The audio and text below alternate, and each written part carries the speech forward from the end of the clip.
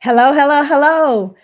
Happy Black History Month. I am so excited that today is the first day of February, which signifies us being in Black History Month. Oh, what? Excuse me. Hmm. Which, okay. Which that I'm I'm figuring out, making sure that I don't have any technical difficulties going on, but I think we live. I think we good. So, welcome to Black History Month on the Dr. Kiki Ramsey Show.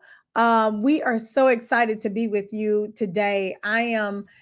We're going to really be digging into a topic that I think is so near and dear to my heart. As the founder and CEO of the Positive Psychology Coaching and Diversity Institute, aka PCADI, we really focus and specialize on diversity and leadership coaching and training. And so it's going to be a good show. We're talking all about harnessing positively diverse leadership to shape inclusive communication. And I am so excited about my guest that I'm joined with today. None other than Chelsey Parkinson. She is the director of coaching and training at PCADI. And so we are going to get all up into it today on this first day of Black History Month, right after this.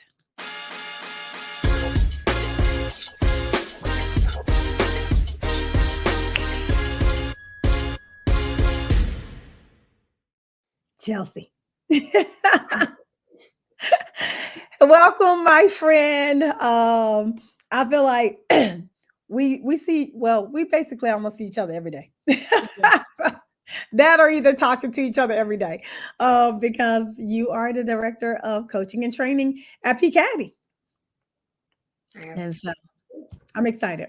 I'm excited. We've done so many of these in the past. And then I'm just happy to have you back on the show. And this is the first day of Black History Month. And we're going to be talking all about harnessing positively diverse leadership, which we are going to be able to get into and tell everybody what that really means. But more so than that, even shaping inclusive communication. And a lot of people probably don't even know what that means.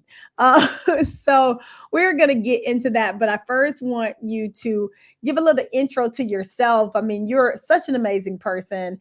You're a coach, you do all these things. And so I want you to kind of introduce yourself to the Kiki Ramsey fam. I would love to do that. So, as Dr. Kiki mentioned, I am Chelsey Parkinson. I'm the Director of Coaching and Training at PCADI. And I love my job because I get to do some of my most favorite things. I get to manage our cadre of diversity coaches. They're fantastic people who are so committed to the work that we do.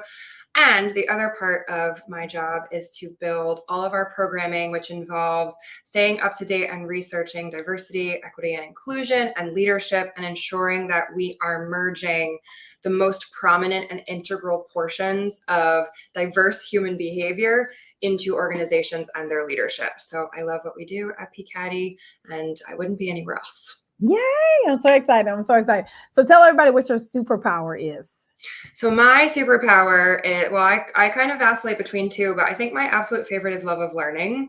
That is my strength. It is my superpower. And I think it allows me to do tough work like DEI as a white person and stay curious, stay on top of being excited about how can I do better? How can I be better? How can I help our client organizations do better and be better? And I think without the harness of the love of learning, it'd be a lot harder to be able to step into those difficult spaces from a place of growth mindset and as a positively diverse leader. Yeah, I love that. And you said something that I think is always important to like recognize. You said as a white person, right? So, people might be confused. We're coming to them on the first day of Black History Month. I'm Black, you white. And I think that we have to understand that the work that we do, and we were talking about this earlier, is inclusive of all of us. Just, Black people are not the only people who have to do work around DE&I. Like, as a matter of fact, a lot of times we're not the main ones who need to do work around DE&I. But how does this work sit with you from from being a white woman in this space, because I know that we have these conversations in organizations all the time Mhm. with leaders who may be white, or have some different diversity. And so I just really wanted to have that conversation with you, because I think you're the one who I can have it with. Yeah. So I'm going to use a little bit of an anecdote here of when you first asked me about PCADI. And so for all of our viewers, Kiki and I used to coach together, and she asked me to come over and to join her at PCADI. And when she explained the mission to me, I was equal parts excited and equal parts, how am I going to participate in this as a white woman? What's my place? What's my space? How does this make sense? And when I think back to my journey from stepping into a space of DEI, really understanding that you can't have inclusion without inclusion. You can't have diversity without the spectrum. Now, there are different points of accountability and responsibility Mhm. depending on who you are, where you sit on the diversity spectrum. I think we have different levels of what's required from us to help balance the scales back out, because the scales have not been balanced for so long. And I think if we can remember that overcorrecting with DEI work either direction doesn't get us to what we're looking for. If we try to go too far into white people and privilege, then white people and privilege get guilty. We don't do the work. We shy away from the work because we feel like we can't step into that space. Right. And if we go the other direction too, then it's where we've come from, of white people all over the place, managing all the things, doing all the things. So we have to find that space where we understand, what are we trying to accomplish? Mhm. And Mhm. yes, the lift is not equal across the board. There's going to be different lifts for different people right now, and we have to be okay with that. So Yeah. when I think about when I first came into PCADI, was really getting comfortable with what's my role and responsibility as a white woman in the diversity work, and Mhm. how does Mhm. that then align with what we're actually trying to accomplish from an all boats rise perspective. Yeah. No, I love that. And I think that, I love that you said there's different lifts, because I definitely think that there is. I mean, I think that, being a black woman myself, I live, between this intersection of being a black and then a woman, right? And coming to this space, we always think about, like, okay, what is my lift to this? And I think that thinking from it in those terms, and even from coming from a white person's perspective, understanding that your lift may be different, right? Mhm. But we all have a lift, right? Because either we lifting up or we lifting down.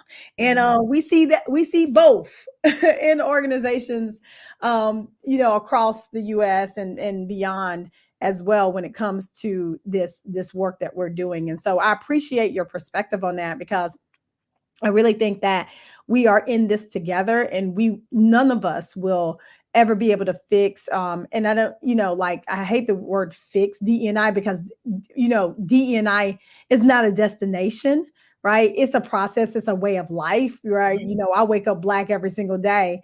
And we both wake up as women every single day. And those are things that we can't change. And Mhm. so I think that it's a way of life. And I think that if we learn how to utilize that in that context, then we'll be better, which is what we do here at PCADI, Right. right? We teach people how to work from a place of strength, which is all of what positive psychology means, so that they can tackle these very tough issues around DE&I and around leadership. And I think that we've been so successful, friend. We've been so ultra successful. Mhm. We've been doing And it. we've been doing it. And so when it comes to positively diverse leadership, right? What do we mean by that? Because we've worked on this for a couple of years, and when we talk about it, in organizations, they're like, "Yeah, that's what I'm talking about." I love our positively diverse modeling. And what I love about our positively diverse modeling, before I explain what it is why it is. And why it is that diversity is about people, right? Diversity is about people getting to experience their life in a way that they want to and get to experience it. Equitable opportunity to experience life the way other people have access to experience life. And what positively diverse leadership does and why it does what it does is to help create that opportunity inside organizations so that we remember that diversity is not, DEI work is not about checking boxes. It's not about, well, we need 50% women and we need 50% men and we need this many of it. No. We're not like picking out apples and oranges and fruits and vegetables at the grocery store, right? What we're trying to do is to create an understanding that everything that people do is about how they want to or don't want to feel. And everybody should have access to making decisions in their organizations that allow them to move from that place of empowerment and equitable opportunity. So what positively diverse leadership teaches is to get underneath diversity, equity, and inclusion as a concept and into its why, into the human behavior aspect. And it allows leaders to understand that relationships for the human race, we are driven by relationships and communication in service of feeling like we belong. And it doesn't matter what color you are or what gender you are. None of the boxes that we check on all of our, identification forms. At the end of the day, feeling like you have relationships and inclusive communication so that you belong, that's how we get to true DEI execution. Yes. Oh my God. I love it because when we go into organizations and we talk about this, people are like, wow, why didn't we think of this? And I mean, what's interesting is that we've got pushback before in organizations about using the psychological, modeling that we use, right? Like me and you are both are nerds when it comes to psychology, right? I have a PhD in positive psychology and business coaching, and you have a almost PhD in this, stuff as well, right? And so we nerd out, but it's really at the end of the day about human behavior. Like, what is it? How do we show up and in a space, even just from a human standpoint? How do we treat other people? How do we talk to other people like they have dignity and respect? Because that's what we all want. And so when we show up like this and we teach this, sometimes people seem like they heard it for the first time, but they inherently know it because they have these intrinsic values and these intrinsic strengths about themselves that can carry them forward. Yeah. Right? Yeah. I think what's so important too about it, Kiki, is that we forget we have over professionalized the workplace. And I'm all for professionalism. I am all for work has standards and expectations, and people do the work. Yep. And there are basics of human behavior and basics of the human race that have been asked to stay outside of work. Yeah. And how truly ridiculous, right? Yeah. I always think of it like if your brain is 100% of a pie, if we are not allowing people to bring their whole selves to work, they are gifting a portion of that pie to trying to control part of who they are to fit into the work box. Yeah. So now you've got maybe 70% of somebody's capacity showing up at work because you haven't made room for them to bring their whole self. Because we have over professional. It's not professional to bring your whole self. It's not professional for this or for that. Okay, why? And that's not inclusive, because part of what you're asking people to leave out of work is what makes them the person you want in that role in the first place. I know. Like if you told me to leave my zestiness at home, you would definitely not get Dr. Kiki Ramsey, right? Like if somebody told you, Chelsey, like you cannot bring your love of learning up in here. Right. And your directness, to get to the point, because you are like that. Yeah. And people are, all the companies, they can appreciate that. Then you would be leaving a portion of yourself at home. I can even just think about it in terms of hair, because I've been having this conversation lately. Of course, I have sister locks, right? And you can't see the ends of your hair anymore, and it has faded a lot. But a lot of times you wear pink on the end of your hair. That has nothing to do with your ability or your skills. My hair has nothing to do with my ability or my skills, but it is ethnically appropriate to who I am to be able to wear my hair in locks. But there are a lot of different challenges that are going on even in courts about different people wearing their hair a certain ways, namely Black people wearing their hair in locks or different styles that people deem not appropriate when it's deemed appropriate to my ethnic heritage. Right. You know what I'm saying? So I think that we go in and we are able to educate people around these types of issues, but it's all using inclusive communication. Right. And I'm Right. glad that you started that train of thought, because the first thing that pops in my brain is our work on unconscious bias, Yeah. of realizing that people, for example, who would think, because usually y'all see these pink things, usually my hair is Mhm. that color, like Yeah. almost all of it, very pink. Yeah. And you could look at me and not know how educated I am, not understand that I run an entire team of coaches, that I've been to war just a handful of times, right? And it's an unconscious bias to go, this woman has bright pink hair and that means XYZ. And I love our work on unconscious bias because it allows people to explore their stories in a safe environment without Mhm. feeling judged, without feeling guilty. And as a white person, I'll bring it back to me again and say, being able to look at my unconscious bias and the stories that either from society that I've learned, wherever they've come from, be able to kind of take them out of my brain and observe them and go, wait a minute, the story that I've been told about, let's use locks, and what that means about the person who has them. Do I even want that story anymore? Does that story Mhm. feel like it fits me? Am I only living in that story because I've heard it so many times? And I love re-empowering people to look at their brain and go, hey, guess what? You actually get to choose your thoughts. Yeah. You actually get to choose the story that you tell about that person that's sitting across from you. You can decide right now, I no longer believe that locks are unprofessional. Yeah. Instead, I'm going to choose to find something else that's interesting about this person. Maybe it's the way that they talk about this topic I care about. Maybe it's their education. Maybe it's their character. What are they Mhm. really great at? Because hair is fantastic. I love hair, but it has nothing to do with how Yeah. good you are at anything, nor is it the most interesting part about who somebody really is. Yeah. Yeah. No, I love that because that's what we teach. You get to choose, right? Yeah. Because every last person in this world has strengths. And so we teach you that you can operate from a place of strength that best suits you to show up around issues like this. And that brings me back to like even like curiosity. Like Mhm. we talk about everything starts with curiosity and it ends with curiosity, There it right? is. Like that is like the start and the impetus of everything when it comes to DE&I. And I love it because I think that if people could show up to spaces just more curious, because leaders, right? Us leaders have a tendency, not all leaders have a love of learning as their first, their first strength, right? But a lot of leaders that we meet can show up thinking they already know. Right? We already know. I don't need to know that. Like every time I tell my daughter something new, oh, I know. Mackenzie, how you know? You are six. How do Mhm. you know? But a lot of times we as leaders show up like that. Oh, I already Mhm. know that. No, Right. you don't.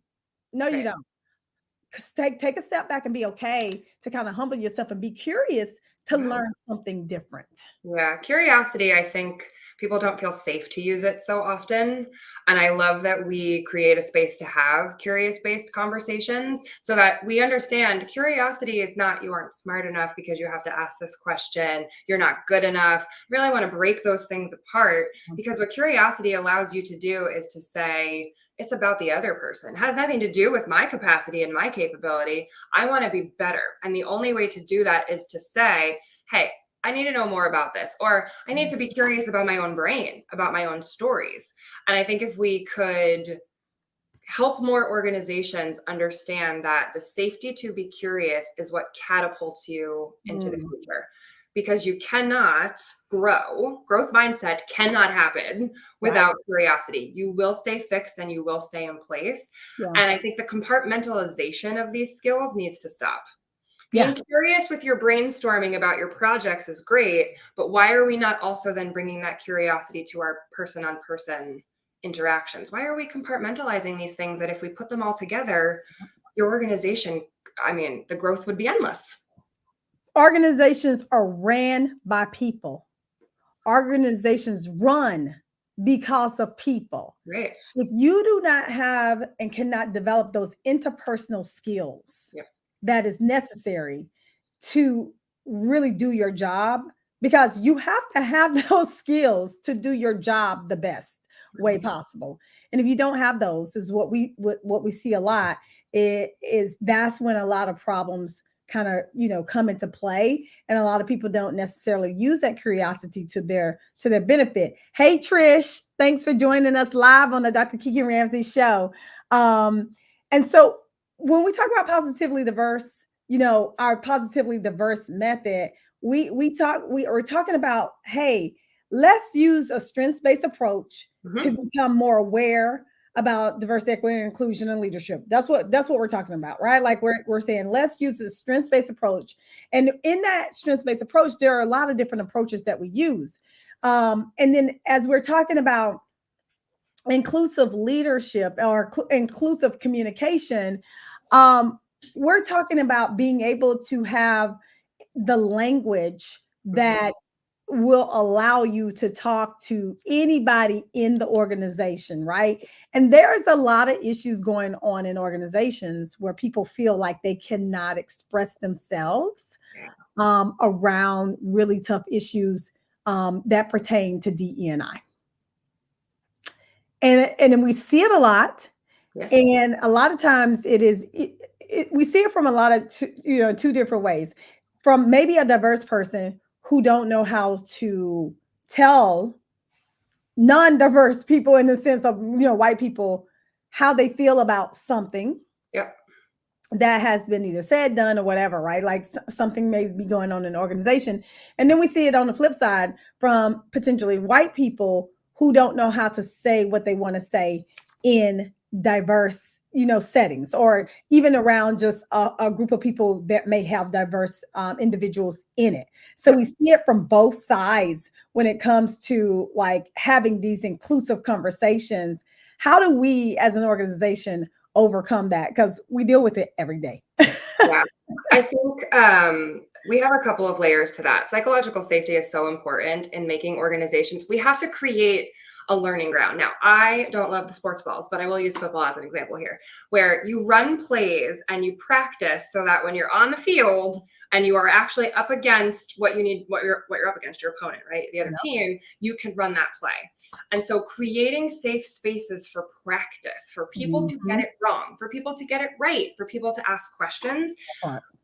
A lot of the reason, as a white person, and I can only speak for my side of this, if you don't feel safe to get it wrong with the way that DEI has been discussed now, there is a fear. There's a very real fear. I'm going to say the wrong thing and get in trouble. I'm going to be, not inclusive. I'm going to be racist. I'm going to say something that I absolutely don't mean to say because I don't know how to ask the other person how to say this. Like, Yeah. help me do this right. I want to do it right. And you want to take ownership for it too.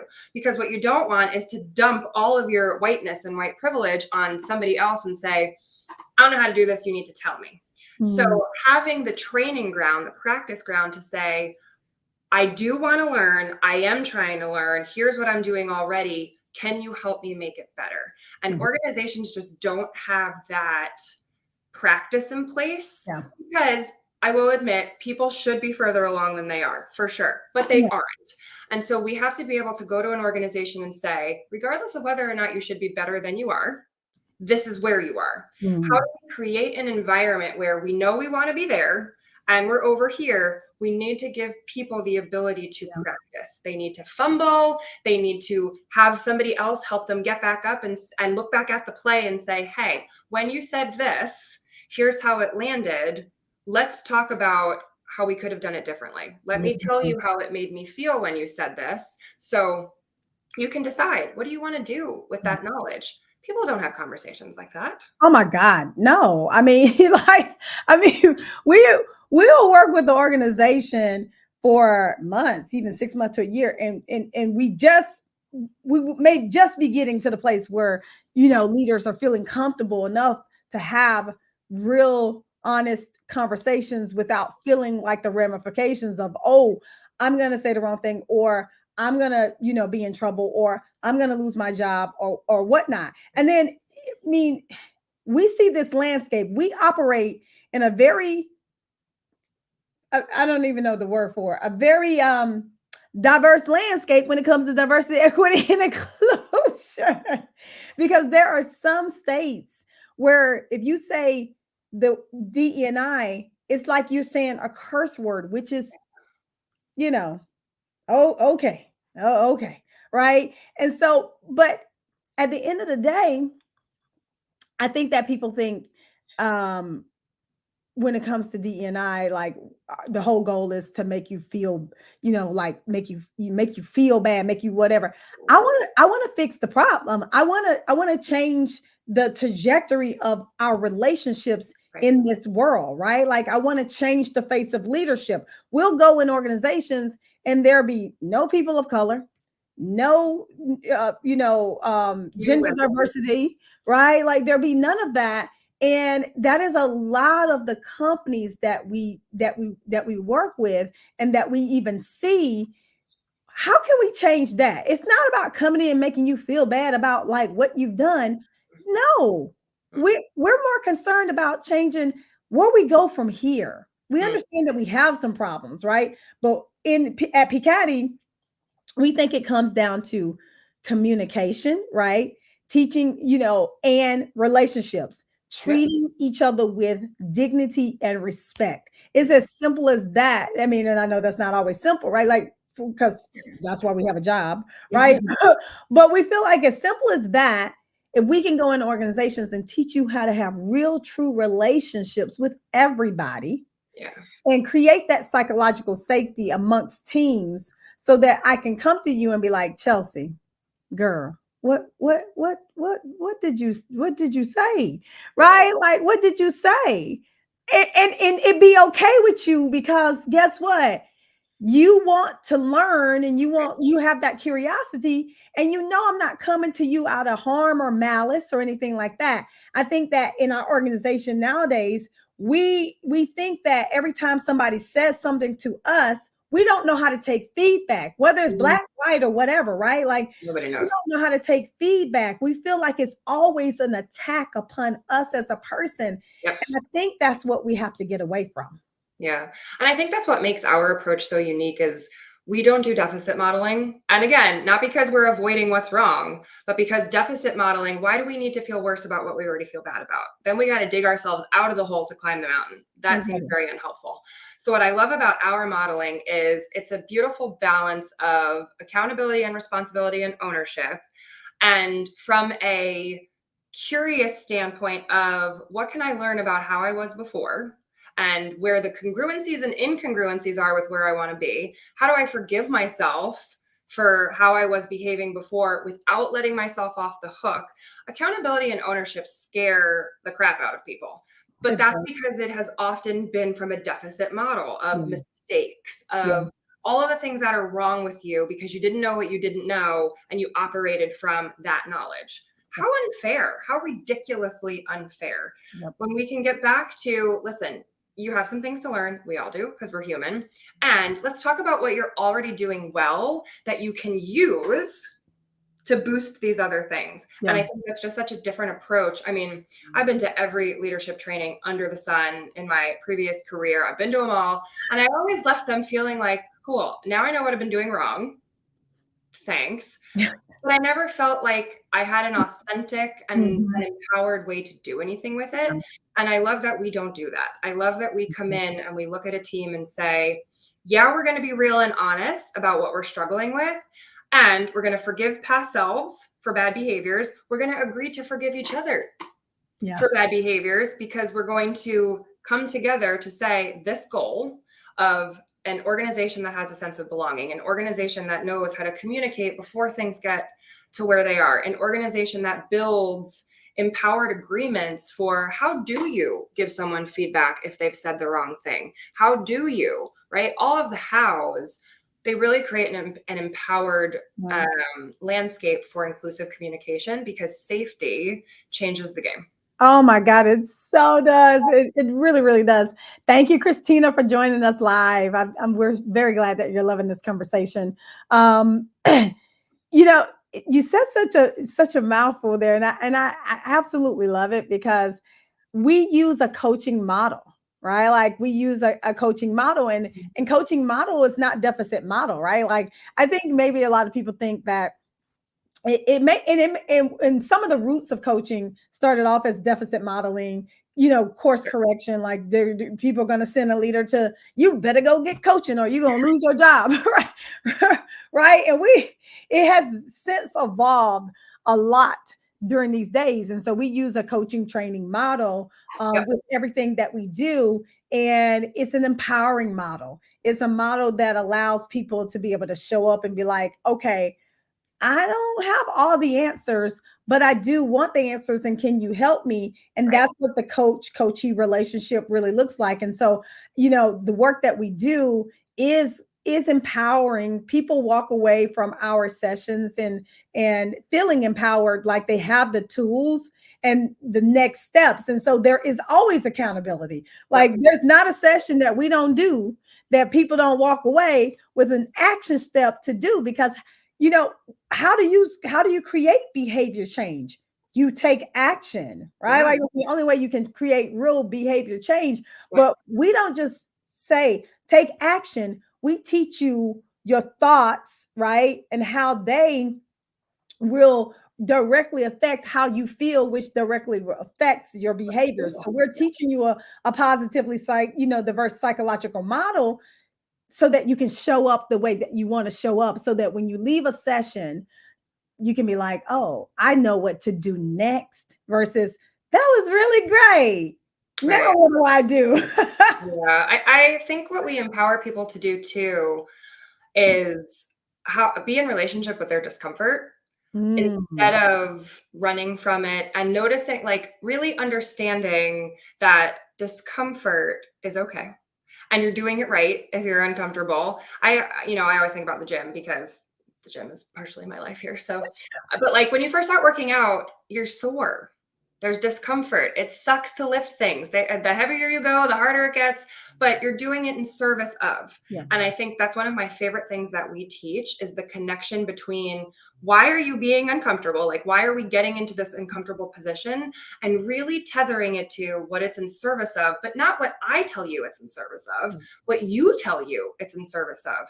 What's important for you as an individual in this organization from a DEI and leadership perspective? Why do you care that your organization becomes more inclusive? Why do you care that you become a more inclusive leader?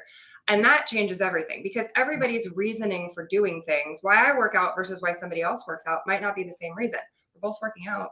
We're both doing the discomfort. And Mhm. I love that we give people the tools to tether to their authenticity, because that closes the loop on diversity there too. Authenticity, feeling like you can be authentic in all of the different levels, changes the diversity game. If you can be authentic in your values, if you can be authentic in your communication, if you can be authentic in your approach, you get to be your whole self at work. How much more diverse does it get than an organization full of people who are showing up as their whole selves at work? It's so beautiful. It's so, so beautiful. Oh my God. We could talk about this every day. So, but I want to leave people with what are some things that you think leaders in organizations can do to enhance their own inclusive communication? Because I think that that is super important. And I think we've talked about a couple of them so far, but let's just do a little couple mic drops and say, hey, you can do this, this, and this Yeah. to increase your inclusive communication. Yeah, I think the first thing is normalizing the practice ground, is being that person that says, listen, I'm working on this, being transparent and sharing. I want to get better at my inclusive communication, find somebody to partner with, to practice with, ask them if they have the capacity to help you with it, to kind of be that ally, to say, like how Kiki modeled before, hey, Chelsey, that thing, did you notice how it landed? Here's how I heard it. Let's talk about what else this could look like. Have a training ground and a practice buddy, because everything is about habits, right? We build habits. So find somebody you can build those habits with. If you don't have the ability to do it in a bigger arena, Yeah. find one Yeah. person to practice with. I think that's the first thing, is practice, practice, practice, Yeah. go and ask for some assistance. The second thing I think that all leaders can do, and any employee in an organization, right, is to get curious about your unconscious biases.